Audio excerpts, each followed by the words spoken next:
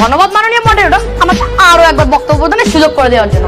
মাননীয় মডারেটর, বিপক্ষ দলের বক্তব্যরা বলে গেলেন পরিবার থেকে শিশু যে শিক্ষাগুলো পায় তা কি কোনো বিদ্যালয়ের প্রাতিষ্ঠানিক শিক্ষা?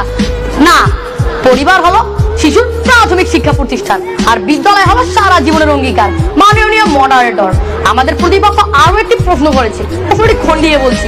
মানুষ সামাজিক জীব আর তার জীবনের বিকাশের জন্য হাঁটা চলা, কথা বলা এবং অন্যান্য শারীরিক দক্ষতা শেখা অপরিহার্য।